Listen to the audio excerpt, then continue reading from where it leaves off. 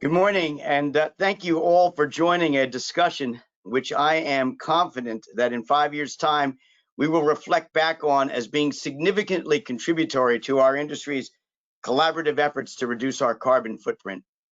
Chemistry, technologies, logistics, data systems are going to be vital, but money is a critical accelerant. And I am privileged to welcome some of our industry's finest minds in this pursuit, and would like to say thank you to them from High Tide Foundation, whose team, in their commitment to mitigating climate change, saw in our industry a coalescing and collaborative coalition working towards a decarbonized future. Where unfortunately many just see our footprint or do not see us at all, High Tide saw you, those we are privileged to now hear from, and also all of you listening today, and this critical examination on how to finance the transition in our thoughtful, collaborative effort to positively achieve the IMO and Paris goals. Now, inspiring us first today is the General Manager of Shipping and Maritime Americas at Shell, an MIT graduate, a US Navy veteran, an accomplished shipbuilder, a role model for young engineers everywhere, a ski racer, just the combination of skills and experience needed to build and support the collaborative effort to decarbonize shipping. Please, would you join me in welcoming Carrie Trouth? Carrie, thank you. Thanks, Jim. It's a real pleasure to be here with you and everyone online today. It's great to be in a position to kick off the decarbonization discussion, following on from yesterday's panel on ESG investing, recognizing the growing business case and opportunity for those who lead in this space. Though we're meeting in a virtual setting, I'm encouraged to see that so many are focused on the future while also managing the present circumstances in which we find ourselves. Because as I know each of us is acutely aware, the world today is going through extraordinary change. For the energy industry, there are great challenges, from the longer-term effects of climate change to the immediate shock and uncertainty of the global pandemic. But if there are risks, there are opportunities too, as long as industries work with wider society to take urgent action. The shipping sector is vital to the global economy. In the recent months, shipping kept up the supply of essential goods around the world, and overall, it is responsible for roughly 80% of the volume of global trade. Yet today, the industry currently accounts for about 2.7% of global CO2 emissions. Bulkers, tankers, container ships account for around 85% of all shipping activity, and nearly half of that trade passes through the 20 largest global ports. Though I recognize that we're all going through an extraordinary time, there are still commitments that the world has made to tackle climate change. If we are to achieve the goals of the Paris Agreement, it is crucial that sectors such as shipping cut our carbon emissions and do so fast. Without action, the shipping sector emissions are forecast to increase more than six-fold to roughly 17% of global CO2 emissions by mid-century. In response, the IMO has set the ambition of reducing the shipping industry's greenhouse gas emissions by at least 50% by 2050, and reducing carbon intensity of emission in steps by 40% by 2030 and by 70% by 2050. That's no small ambition, as we know. The scale of the challenge means that any solution needs to be comprehensive and involve every aspect of shipping. No segment of the industry can do this alone, and de-risking investment in the sector is likely to be tough. It's going to need unprecedented coordination. Recently, Shell and Deloitte came together to look at the key factors affecting decarbonization of the shipping sector. One primary outcome of that collaboration was our report, Decarbonizing Shipping, All Hands on Deck. The report sets out to understand the views of senior executives from across the sector on the barriers and potential solutions to decarbonizing shipping. Its objective is to drive more common understanding and to catalyze action. Representatives right across the industry, including financiers from around the globe, all provided their insights. We heard real concerns on the deadlock in the system, but also enormous optimism that conditions are emerging for fundamental change. Through the conversations, 12 solutions were identified by the industry to help break the deadlock and tackle decarbonization. These solutions were explored to create an industry roadmap to 2030, with the long-term goal of meeting IMO's ambitions for 2050. The roadmap prioritizes 5 activities as critical to unlocking decarbonization in the next 2 to 3 years. Scaling up of customer demand, global regulatory alignment, cross-sector research and development, the scale-up of controlled pilots, and coordinated industry commitments. As we consider these 5 activities, I think it's helpful to understand a bit more about what the report tells us. Specifically, 95% of shipping executives interviewed saw decarbonization as important, or a top 3 priority on the industry agenda. And nearly 80% noted that this importance had increased significantly over the past 18 months. 85% of participants saw markets and customers as a major factor driving change. 80% of participants view the technology alignment as a major factor in making decarbonization feasible in the foreseeable future. Europe-based executives perceived a stronger social and regulatory pressure to decarbonize, while Asia-based executives see a lack of market and customer demand as the key barrier to decarbonization. Now, I know all of us enjoy a list of stats now and then, but what does that really mean for the shipping industry and decarbonization? And importantly, what does it mean for the financial side of the decarbonization equation? According to most interviewees, incentives from customers and the broader financial market are critical to free up investments in decarbonization. Such incentives are currently limited. Of particular note from an investment perspective are 2 items that the interviewees highlighted. Customers and charterers are not willing to pay or co-fund lower emissions solutions. And investors have no incentives to invest in companies with lower emissions solutions. Let's look at each of these for a moment. Shipping plays an instrumental but invisible role in most consumers' lives. Lower emission shipping will result in additional cost, especially during the early transition period.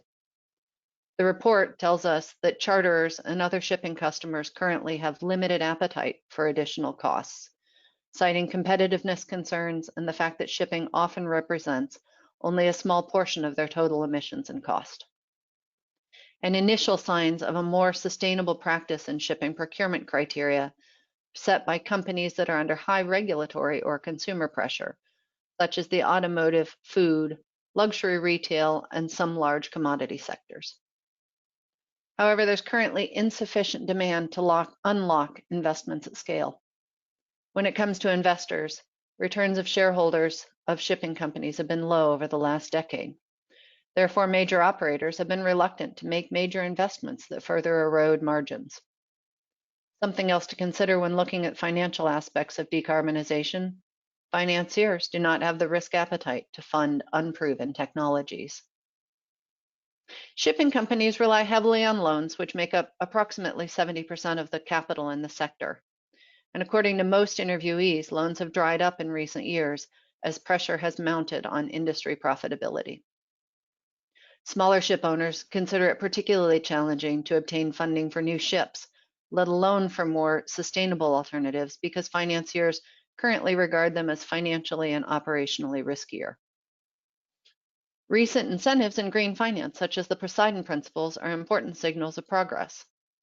However, interviews see them as more relevant and accessible to large owners who already have good access to lower cost financing. Finally, the participants in the report highlighted that a current lack of transparency regarding emissions hinders that decision-making and investment. Without transparency, it will be impossible for customers, investors, and financiers to identify the top performance and to verify those commitments. These calls for more transparency are intensifying, with some customers and charterers requiring emission profile and performance data for the ships that they use. And as transparency grows, it will become easier for first-mover operators to differentiate themselves by demonstrating the impact of their investments on emissions. Of course, ships are long life cycle assets. So as we look at the various barriers and opportunities to decarbonizing the sector, Another major element that interviewees commented on was the ease of asset replacement. Interviewees highlighted the risks of investing in new ships and the time it will take to replace the fleet as key challenges. Specifically, ship owners are reluctant to invest in net zero vessels due to risks resulting from lack of clarity regarding fuels and regulation. Not only that, but given the average lifespan of a ship, interviewees acknowledged that transitioning the global fleet will take 20 or 30 years, even if a zero carbon fuel were available today. So what about investment in that viable fuel? As a corollary to this, infrastructure to produce zero emission fuels will require significant investment, time to scale up, and will depend on decisions in other sectors. There is currently very limited infrastructure for the sustainable production of alternative fuels being explored by the industry. A recent UMass study estimates that 87% of the 1.6 trillion cost to decarbonize shipping by 2050 will need to be dedicated to creating supply and bunkering infrastructure. Given the uncertainty over fuels, neither ports nor ship owners are willing to make investment in new technologies today. And this means that developing the bunkering infrastructure will be one of the most time-consuming steps in shipping decarbonization. So what now? The IMO's 2050 ambition and growing global commitments to decarbonize have created a new paradigm that opens up new opportunities and potential solutions. Around the world, business and political leaders are responding to the decarbonization challenge with a growing number of commitments and emissions targets to combat climate change. With the 5 solution themes should unlock progress, they are only the first step on the road to decarbonization. Developing and scaling any of these solutions will require unprecedented collaboration. To address the barriers to decarbonization, the shipping industry will need a novel approach. The scale of the challenge requires the industry to adopt an ecosystem perspective, with different organizations contributing to different pieces of the puzzle. The industry cannot sit and wait. Therefore, a think big, start small, scale fast attitude is needed, with uncertainty tackled through small actions that generate momentum. As these small actions prove beneficial, early adopters will attract early followers and initial investment. To create momentum, a coalition of organizations with common interests and a longer-term perspective is needed to move progress forward. Decarbonization requires efforts by a broad and diverse group of stakeholders. Yes, the traditional ship owners, operators, and regulators are obviously needed. But so are those of you who make the operations possible, particularly the financiers, and we, the end customers. To achieve the objective of having the first net zero ships entering the global fleet around 2030, the industry needs to realize progress on all of the solutions in the next 10 years. Tangible results will be needed in the next 2 to 3 years to set the industry on the right path. Those of us here today need to believe that this is doable, but it requires immediate engagement and mobilization. It is now critical to build on the momentum and work together today to drive real practical change for the future. This means that shipping must move in step with society, and there is pressure from international bodies to tackle carbon emissions. The decarbonization of shipping cannot be solved by one organization on its own. We will all need to work closely together. Thank you for your time and attention, and I wish you all well. Carrie, I'd like to thank you very much for those inspiring words. I'd also like to thank you, your colleagues at Shell and Deloitte for the report, which is another critical collaborative and contributive exercise to helping, as you call it, the ecosystem's needs and challenges. Now it is my great pleasure to introduce a good friend to the industry, and a good friend to the environment, and a good friend to the international shipping community in its entirety. The President and Chief Executive Officer of International Seaways, one of the largest tanker companies worldwide. Before assuming leadership for International Seaways, our speaker held all of the major commercial roles critical to the business. She's on the board of directors of Tidewater Inc. and ITOP Limited, a leading industry-based not-for-profit ship pollution response advisor, and a fierce advocate for conducting business the right way for its people, its shareholders, and the environment, which makes her perfect right now. She's also in several weeks' time to become the next CMA Commodore, a unique and wonderful and worthy achievement. Please welcome, if you would, the Chief Executive Officer and President of International Seaways, Lois Zabrocky. Lois, thank you for being with us. Thank you so much, Jim. It's really a pleasure to be here today, and I appreciate the opportunity very much. I wanted to build on what Erica Karp spoke about yesterday. One of the things she touched on is when we talk about environment, social, governance, that governance really is number one or foremost among these, because governance embeds in the responsibility for all of us to have a stake in the decarbonization of our industry, for all of us to stay current with all the research and development that's happening, and for shipping to adapt to what's coming, and for us to be successful in the future. At Seaways, we're running 37 conventional tankers. Paramount to our success and to our shareholders is that we invest in the future and that we decarbonize. Flip 2 slides, please, Jonathan. There you go. Thank you. What does it mean when we talk about environment, social, and governance? Let's take the first one. Environmental. At Seaways, safety is the most important factor. Over the decades, International Seaways and our predecessor company had as a key tenet every year of our key performance indicators a target of 0 spills to sea. This is absolutely critical. Right next to that is the sustainability of the industry. So in January of this year, we completed a financing of $390 million on our conventional tanker fleet. And it has a sustainability linked feature based on the Poseidon principles. And our margin is affected by our compliance and our progress on our trajectory towards the IMO standards of decarbonization. Jim mentioned ITOP. This is an organization that is involved everywhere in the world where there is any type of the spill of oil. And it really, being on that board gives me the insight. And, you know, it is supported by the P&I clubs. And it's one example of the type of collaboration that the industry can achieve when we all work together. Social, what does this mean? You know, this year has been a great challenge, and COVID-19 has affected all of us.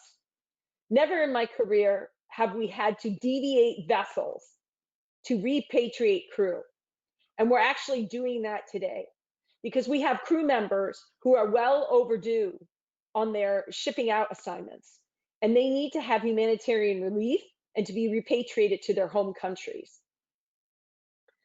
Another thing that we've done is we actually expanded the medical benefits that we have for our seafarers and their family to make sure that while our seafarers are out at sea, their families are being properly taken care of.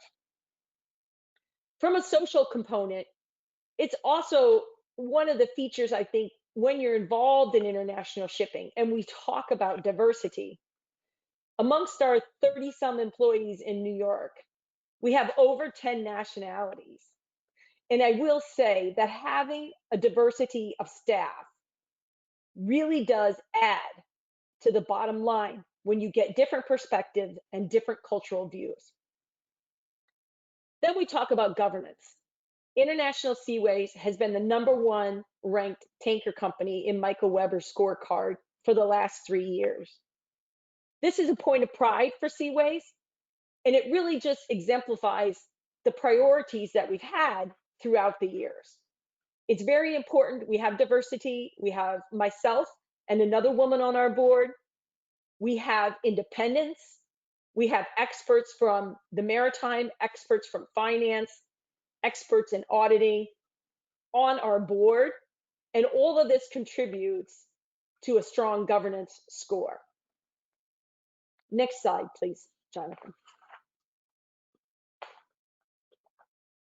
Now we talk about what does this all really mean to a tanker operator, and how do we get to work? In 2018, IMO rolled out their initial greenhouse gas emissions. And Carrie mentioned those, right? So 40% of a reduction in CO2 by 2030. And that's taken from a baseline of 2008. International Seaways is reporting our total CO2 produced, as well as our AER, or annual efficiency ratio. And we do this as part of our efforts to move ourselves forward toward a lower carbon future. And I can tell you, and we're going to talk about it on the next slide, it is driving decisions on a day-to-day basis at International Seaways. Our head of technical, Bill Nugent, always says, if you don't measure it, you can't improve it. And really, as we are measuring, reporting, and being transparent on our emissions, you can see the drive towards efficiency improvement is becoming embedded across the office and across our fleet.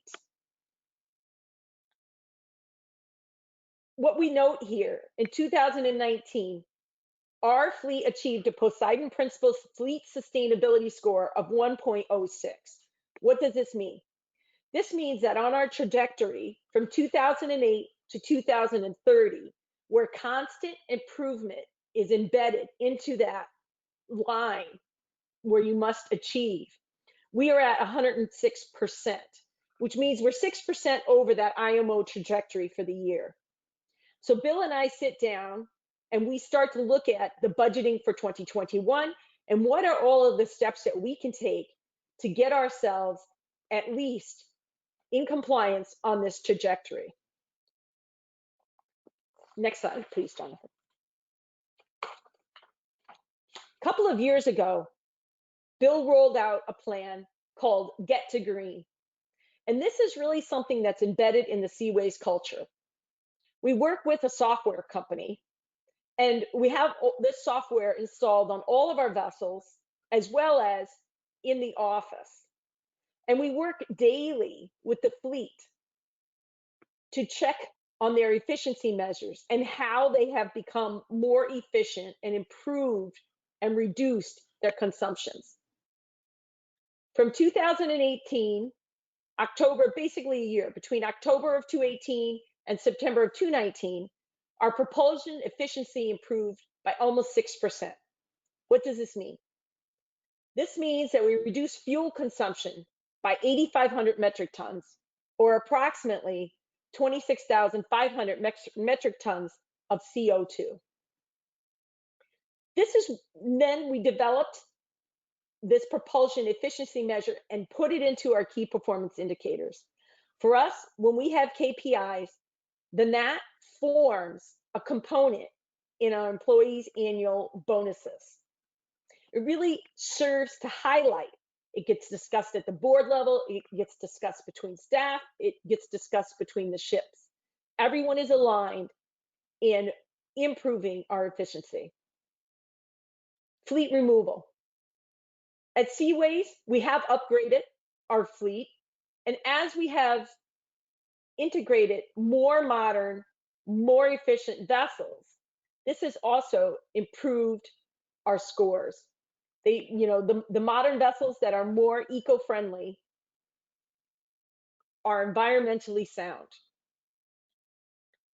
Our efforts have been around our biggest ships. The biggest ships offer the highest opportunity for improvement. When we talk about other initiatives and things that we are driving every day, we sat down and we've already elected to put on. It is more expensive, but higher slick paints that will prevent the bottom of the vessel from becoming fouled, and that improves efficiency and reduces consumption. Mavis ducts. This is something that we've actually been putting on our ships for over a decade. And what it does by 3 to 4% is reduce the wake that the vessel leaves, and it increases efficiency and reduces consumption. More efficient hull cleanings. This is one of the things that has emerged out of the software that we've installed. We work together with the ships so that we can monitor more carefully what is the state of the vessel's hull and whether or not we're going to need to scrape that hull to increase our efficiency. Other commercial efforts, less idle time, fewer slack tanks, and slower steaming. This is especially likely to become important as IMO is actively working on EEXI, energy efficiency for existing ships, which are likely to be implemented in 2023. These are requirements that are based on EEDI, or the new building requirements. So all the vessels and tankers that are out there operating today are going to have to achieve a higher level of conserving energy and of decarbonization. Next slide, please. That's a lot about what we're doing today and what is going to happen tomorrow, especially for the tanker industry. At Seaways, and I think across the tanker industry, it behooves us to have a level playing field, to have regulations that affect all tanker companies equally. You know, in order for us to hit targets, there has to be a standardized approach. This will require a higher level of collaboration and research and development. We have to invest and spend more time monitoring technologies, not only in shipping, but also in adjacent industries. Success will require everyone to come together: nations, legislators, operators, customers, lenders, manufacturers. And this will allow us to achieve decarbonization more efficiently. One of the things Carrie said, and I wrote it down, I thought it really resonated with me: think big, act small, and scale fast. What does that mean? That means while we're running our companies on a day-to-day basis, and we're dealing with COVID-19 and existing vessels on the water, that we also have to be investing time and effort looking forward. And eventually there will be additional money that needs to be invested so that we can prepare ourselves for the future. When you say acting small, I think it's the accumulation of all these things that I'm talking about. It's about collaborating. It's about sharing information. It's about, you know, how far is hydrogen advanced and what does it look like for power systems onshore and at sea? LNG, methane slippage. Okay, is the industry going to start to look at well to wake emissions? All of these things are very important for ship owners to understand in order for us to respond with investment and the right types of vessels to carry energy for tomorrow. And scaling fast, I do believe that this will happen in the tanker industry and across the shipping industry as ship owners have regulations and an even playing field, ideally led by IMO, so that we can understand what it is that we're looking to achieve. Thank you very much, Jim.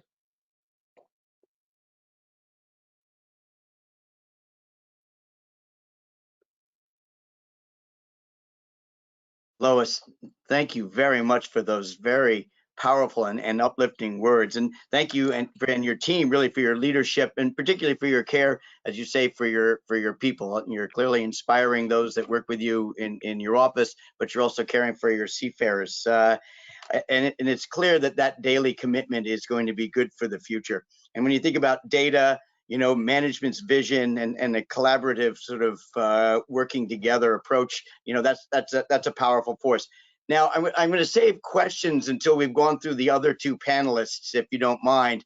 And I might use this opportunity to remind those of you out there that you can actually ask a question on the right-hand side of your GoToWebinar screen. There's a chat box. If you just want to type in your questions there, they'll go to Jonathan, and at the end, we'll be able to feed some of those into our three panelists. So Lois, I'll thank you very much, and we'll have you back again in a couple of minutes. And I'm going to now introduce our next spokesperson, speaker, David Clamage, who is perhaps less well known to those of us within our shipping circles. But if you mention his name to a climate-oriented investor, or to the Wall Street Journal reporter, or a Squawk Box television journalist, you'll sit back and watch the enthusiasm they have for his articulate expression and his passionate and his successful investments in renewable energy projects for creating basically climate wealth.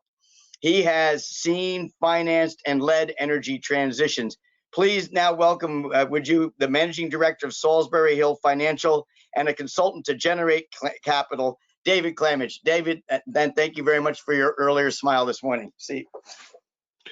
Good morning, everyone, and thank you very much for joining us today. I don't think there's anything more important for us to be discussing globally than energy efficiency, energy sustainability, nurturing the environment, and it's something that impacts all of us. It's not a political question.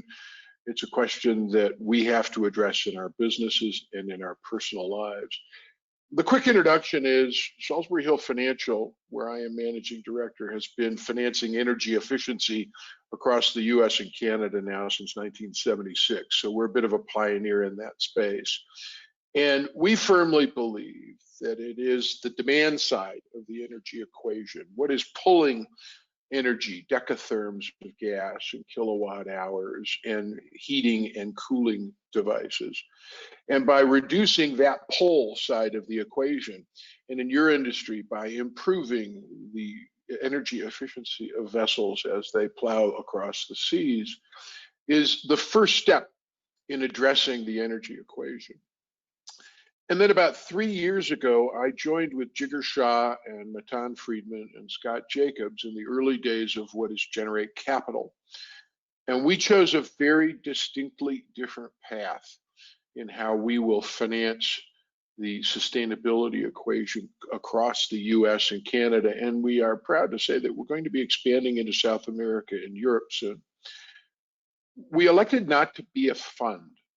And the reason we chose that path, a lot of us have both invested in funds and we have been parts of funds that are specialized in shipping, in energy, in sustainability, perhaps real estate. A fund has a beginning and an end life, where it has turned to its investors and said, on day one, we're happy to have your capital. We're going to take the following investment path, and then we will return all of your capital plus interest at the end of a defined period. Generate Capital chose the path of being a C Corp, where we are investors in transactions, putting them directly on our balance sheet, and our capital is permanent. So it lets us take what we believe is a more objective view of the marketplace.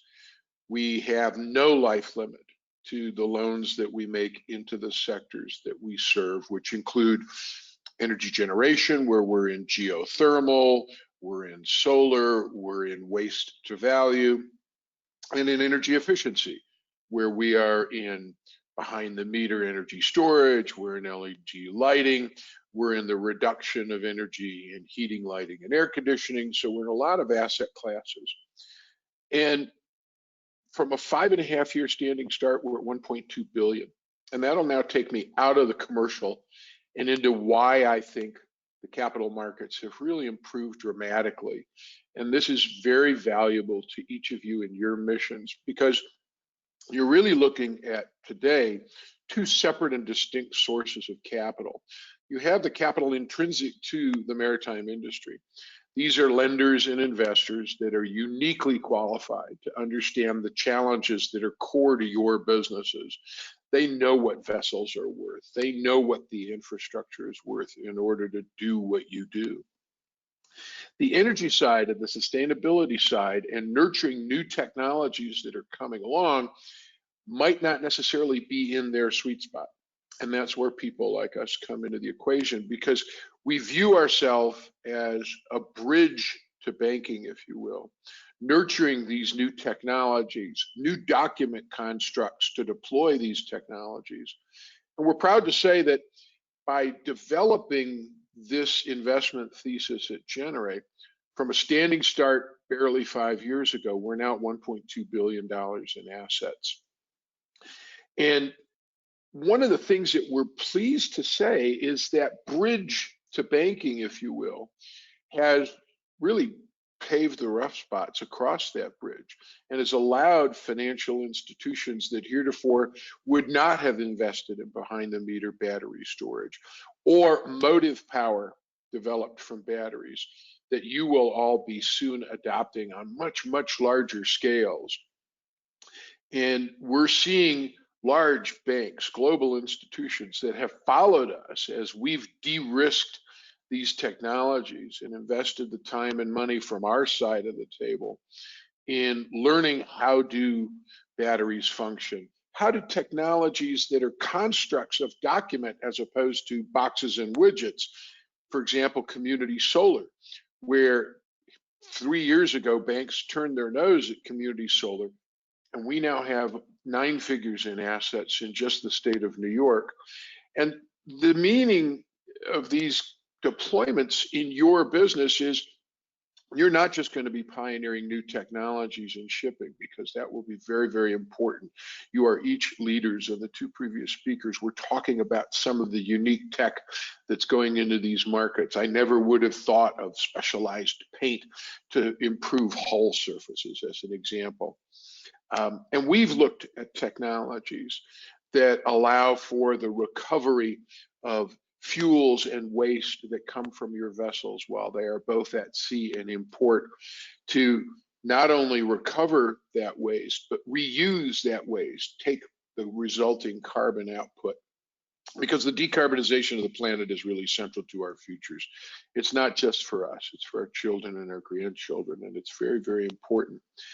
Some of the trends that we're seeing that I wanted to touch on that I think are important to your business as you start adapting and adopting new technologies in environmental sustainability and nurturing these kinds of things is you're going to find that the capital markets today are highly efficient and very, very liquid and able to provide you with capital focused on energy and sustainability, because this has really become a key component of how banks are looking at investments today. And it's become a key component of how individuals and funds of funds and high net worths individuals and family offices and on. We're pleased to say that our investor pool has become quite institutional over the last 5.5 years.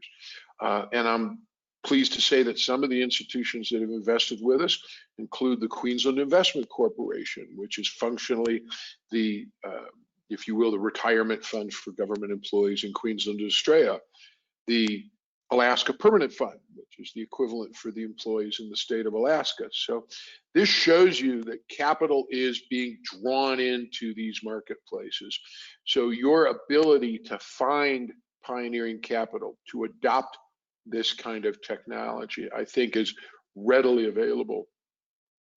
Other trends that we're going to see, I think we're going to start moving away from traditional leases and loans. Many of you are familiar with the IFRS and FASB convergence project, which was going on for roughly a decade now.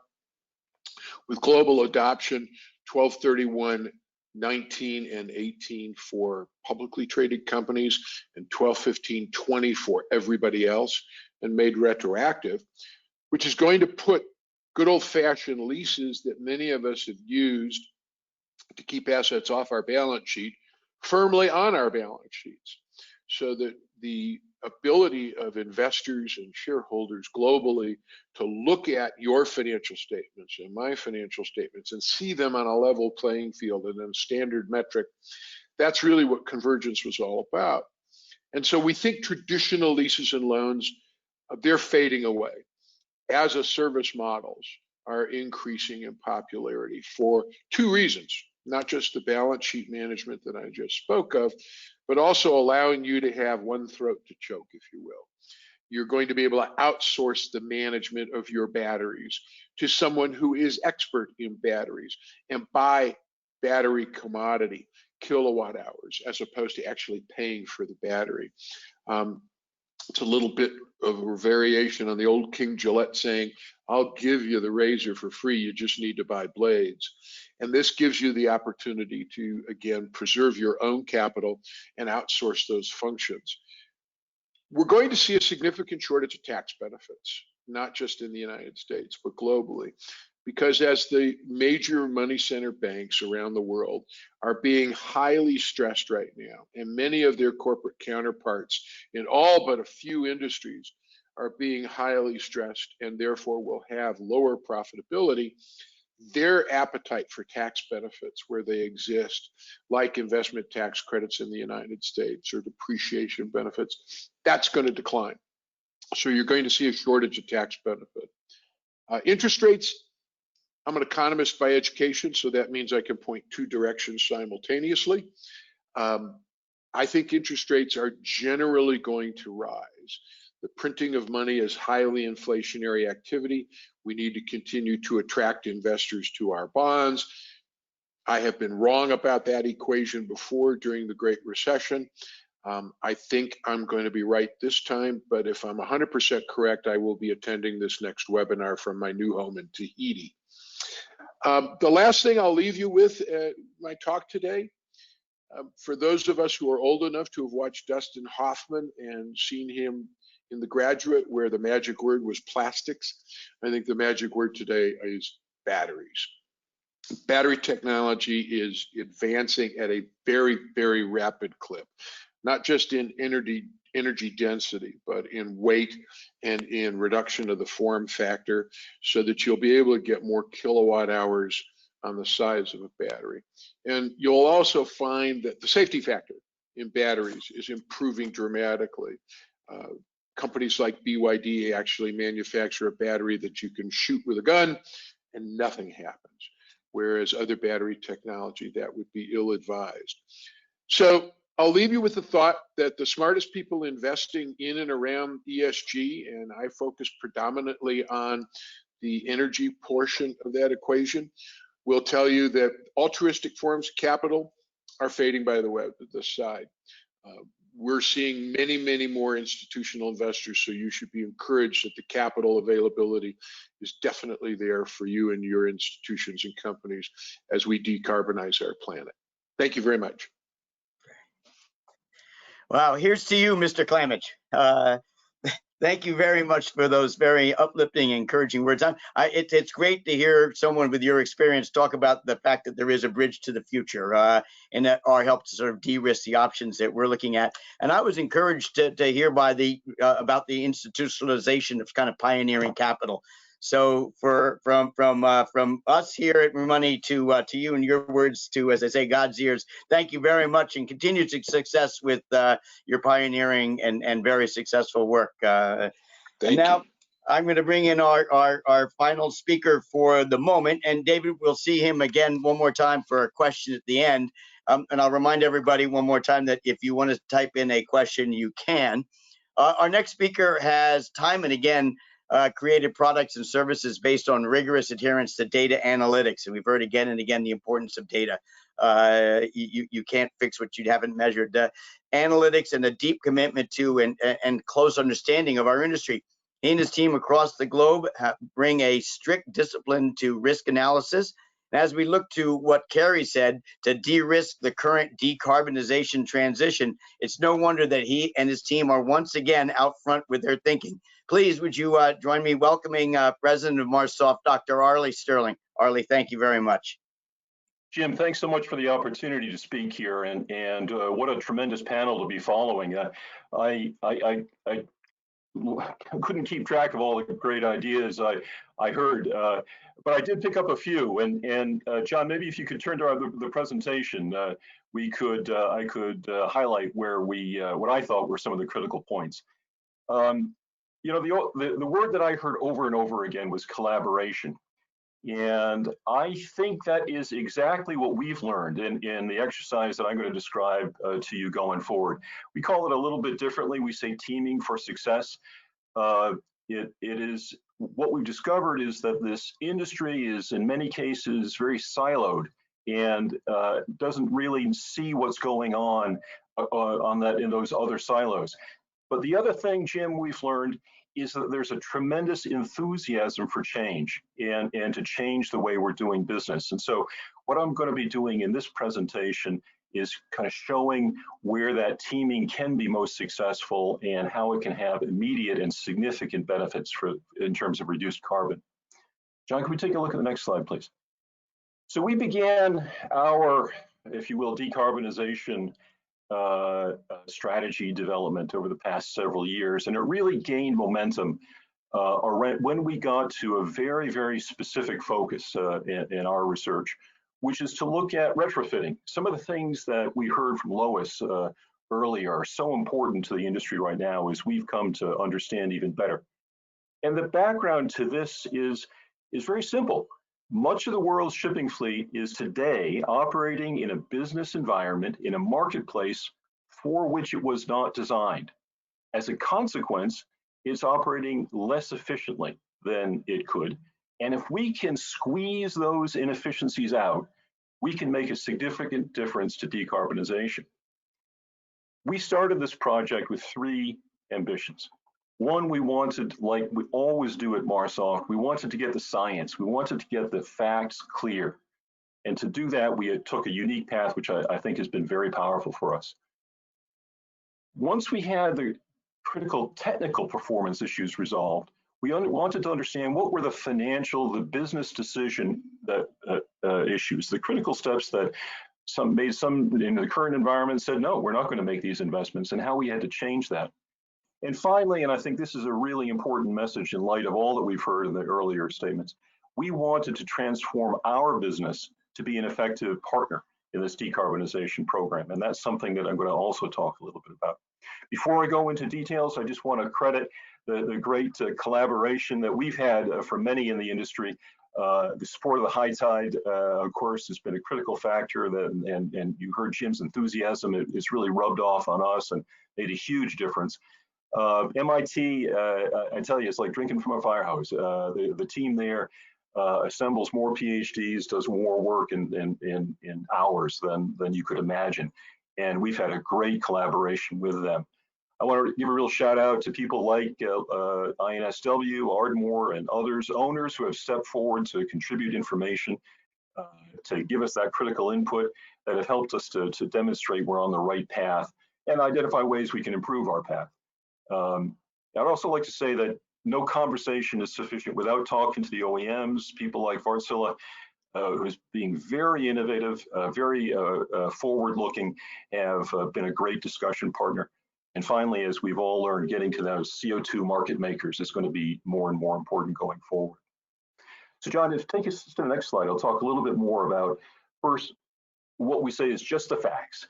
What we wanted to do is be able to say with rigor, discipline, accuracy, and completely objectively, how we could demonstrate the technical performance improvement that we could generate from retrofitting a ship. And we wanted to be able to apply this analytical way of thinking across, as an initial step, 15,000 vintage ships built before 2014, and have it flexible enough to adapt to the 30,000 ships that are in the fleet today. So we have a general purpose tool that allows us to look at each individual ship and assess the benefits and the costs of specific retrofit strategies and show you how much fuel you're going to save. Now, there's a lot of hydrodynamics going on in the background, a lot of tank tests, Wageningen B-series propellers, they're very important. I've learned a lot about all that. It's maybe, trust me on this, it's there's a huge amount of documentation available. The model itself is available on GitHub. If you think you can improve it, we'd like to hear from you. I think at the end of the day, it's that collaboration with owners to demonstrate that we can accurately capture their sea trial results, more than 95% accuracy. So we've taken the model, we've taken it out of the lab, we've taken it to the sea and demonstrated that it can do the work that we need to see to do something very simple. I want to see the fuel oil consumption of a ship across a range of speeds before and after a retrofit. And so I can do that now for 30,000 ships. Do it very quickly. John, next slide, please. So let me start by talking about the measurement of the Ecoship advantage. And Lois really pointed out right away what the industry did a few years ago to change the design of ships to better align them with the actual market conditions within which they were trading. So on the left here, I take a look at a VLCC. On the right, smaller ship, a Supra or MR. Turns out they have very similar performance characteristics. That vertical axis is tons per day. That's an average in ballast and laden condition. And in the case of these ships, between 12 and 13 knots of trading. So and I should emphasize, this is main engine fuel consumption only. Of course, there's been progress on the auxiliaries as well, but you can make progress on the main engine. You're getting 80% of the steps forward here. So take a look on the left, we see the vintage ship. This is a representative ship built before 2014. And on the right, a modern Ecoship. In both cases, this is a 2019 built ship, fully kitted out, all the bells and whistles. And take a look at the performance difference. About 15% reduction in main engine fuel consumption. And take a look at the financial consequences. And this is something we follow at Marsoft every day, as you know. Take a look at how does the value of the asset change as a result of these technical changes. And the value changes significantly, 6 to 12% improvement between an Ecoship and its vintage brethren. So the technical advantage delivered by the Ecoships, the new building Ecoships, has been matched by an appreciation in their enhanced market value. I think that's a really important lesson because it's going to help us understand some of the other values of retrofitting that we're going to see going forward. Now let's add retrofits to this table. Thanks, John. Great. So that center column there, the one that's artfully shaded going from blue to green, that's if I take that ship, my vintage ship, the same ship that appeared in that left-hand column, and I add the retrofits to it. Most often, a stator like a Mewis duct, I optimize the propeller, tune the engine. Looking at reshaping the bow, that's generally not a compelling story for these ships. And look what we can do. Now, one of the things I want to emphasize, the MIT model allows us to do a perfect apples to apples comparison. This isn't a comparison of noon reports and the impossible noise that you see in that, but this is a comparison under identical sea states, identical engine margins, et cetera, so that we are isolating the impact of the retrofit. Look there on the left. Look what the benefits we can get for a vintage VLCC by kitting it out with all that is available there. We basically match the performance of that 2019 built Ecoship. And take a look at the right. A smaller ship, we get about 60% of the gains that via retrofitting that the new building Ecoship delivers now. Now, also look at the scales. You can make a good argument for a VLCC, and you can make a good argument now, better than most ships. Look at the challenge you're going to face for the small ships. The challenge there is that these ships are already very, very efficient. And even saving 15% is not going to have a commensurate dollar impact as 15% does on the VLCC. Let me show you why that's so important when we think about industry-wide action. John, could you take a look at the next slide, please? So, first, let me summarize. What do we learn from the retrofit analysis? First of all, the impact is significant. It's large and it can be realized quickly. Again, lessons we saw from Lois's presentation. If you took all the vintage fleet, and that probably is not going to be achieved, but let's just take it as that benchmark, 14,000 ships, you can save 30 million tons per year in CO2 emissions. That's about 2/3 of Norway, 40% of Greece's CO2 emissions. Significant numbers. Save that every year. But take a look at the right.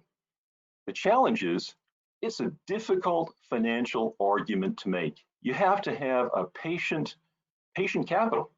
Fuel cost savings, if I just relied on them alone, only going to capture about 5% of a total 30 million ton potential gains for the industry. And again, we're looking at the industry. We're collaborating to get industry-wide action to reduce CO2 emissions. So that's a challenge. And how does it come back in common conversation? Well, it takes too long to get your money back. If you can't get your money back in 3 years, you have a hard time convincing a ship owner to take action, particularly in today's environment. John, let's take a look at the next slide. Now, I started talking earlier about how the different the challenges faced by different segments of this fleet. What this chart shows on the right is a decomposition of the 30 million tons per year savings that's potentially available. Remember, we've demonstrated that that is technically feasible using existing technologies, well understood. Yeah, but look, where do you get the biggest bang for the buck? Well, it turns out if you multiply the number of ships by the number of tons saved by that ship, you're going to see that you have to get the Panamax, the MR, and the Supra markets as the top 3 candidates to really have a significant impact. You get 50% of the 30 million tons per year saving if you can tackle those ships. But now take a look at where the financial arguments are the toughest. They're exactly for those smaller ships. So if we think about the industry level, we need to think about a solution which embodies both the larger ships, for which, as Lois says, the argument is easier, and the smaller ships for which the argument is much tougher. John, let's take a look at the next slide, show how we solve that problem. So we've completed the technical analysis, and really, it's great stuff. And I'm going to give you all an opportunity to see more of it later if you're interested. We've gone on, my colleagues and I, to take a look at the cost savings, effective cost savings that can be achieved under current market conditions. Savings that, if we can realize them, will get us to 100% of that 30 million tons and do so in 5 years. There are 3 elements of the program. First, cost reduction. And I want to point everyone back to the Shell Deloitte study. What's their first lesson? Get scale, simplify, standardize.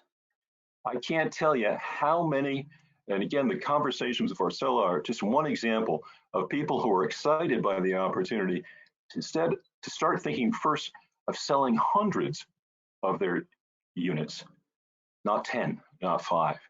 And that's what we need to help mobilize.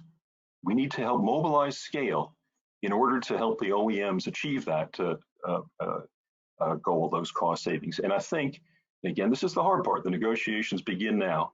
I think they can deliver. Let me talk about a point that David made, taking the risk out of the calculation. There is so much noise in the channel in shipping. And, you know, for someone who's, I can tell you, anyone who's taken a look at noon reports tells you where that noise is. Fuel consumption is all over the place. The reports of the fuel consumption are all over the place, and whether it involves problems with the ship or stealing the bunkers, difficult to evaluate. That's why there's been a tremendous surge in innovation in performance monitoring that, again, as we heard from International Seaways, is helping people really see the clear benefits in the before and after. And that's what we did with the MIT model. We took the risk out, the uncertainty about the performance differentials and how they're going to be made. And furthermore, with performance monitoring, we can demonstrate how the changes are actually performing. And you know what the OEMs are stepping up to do? Well, we heard it from David. Performance-linked pricing. They're willing to put their balance sheet at risk in order to show that they can deliver in return for a share of the benefits. Again, performance monitoring makes that possible. There's a third critical element that performance monitoring makes possible. That's revenue enhancement. Revenue enhancement by the sale of CO2 credits. Now, this has been tried and succeeded in the shipping industry with remarkably little fanfare. I don't know why we haven't noticed this better, but it's been in the paint side. And we've had the great pleasure talking to our colleagues at Fremco to learn about how they were successful in both proving that the technology could deliver, and demonstrating that they could verify the savings once the ships were in the water. Now, we know we can do this. So now we need to do it more, and we need to think about 30 million tons per year. We need to think a little bit like the airline industry, or at least the airline industry pre-COVID, when they identified carbon credits, purchase of carbon credits, as a critical step towards their decarbonization strategy over the next decade. Let me talk a little bit about charismatic branding. Anyone who knows Jim Lawrence understands the importance of charismatic branding. You know what? A ton of CO2 is worth more if it comes from a charismatic source like a rainforest than it does a windmill. Well, heck, I don't know an industry that ties its hand behind its back so much on the charismatic front. We have a great story to tell. Those CO2 credits should be worth a lot. I tell you, the people who should be buying them should be companies, the charters. But we don't need to wait for that. We can sell it in the market already. We know the pricing. No, the pricing's not high enough, but we can make progress on that. Next slide, please. Now, I talked at the beginning about the fact that our ambition was to make sure that Marsoft could be well positioned to help our clients achieve the success which we now have proven can be delivered. Now, what does this mean? Marsoft CleanCo is how we're branding our new initiative on decarbonization to support the initiative. And it's a new business for us. Our business focuses on the owners. We want to make CO2 savings good business. We want it to be business you can take to your board. They see the argument. You don't have to argue about intangibles. You can show the money, show where the cash flow is. Marsoft CleanCo brings two new things to the table. First of all, that objective, accurate, disciplined risk analysis, risk reduction program, I should say, that allows you to identify the best options from a technical and financial performance perspective for your ships. And we bring transaction execution, because again, getting back to that collaboration, how do we actually deliver the lower prices? How do we deliver the financing? How do we get the carbon credits? Well, it's a costly exercise.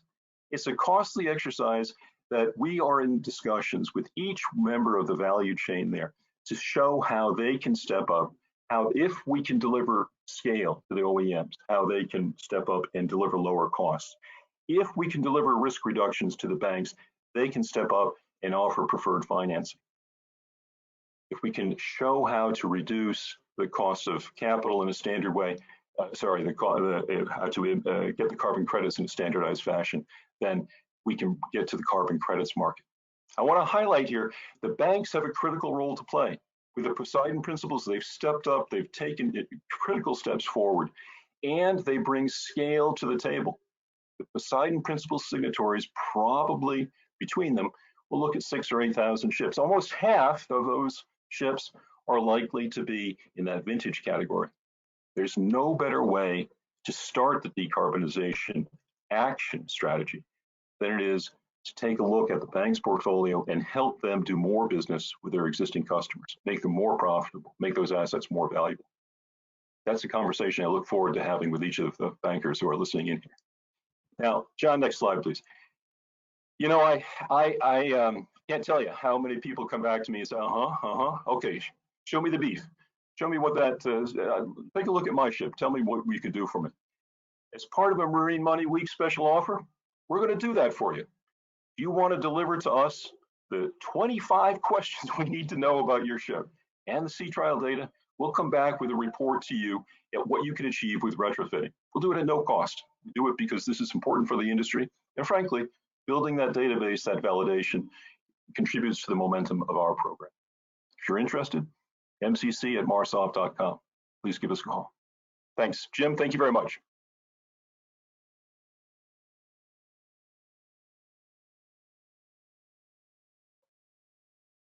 Arlie, thank you very much. You know, for me, it's been a privilege to collaborate with you and your MIT, your inspiring MIT colleagues. So thanks.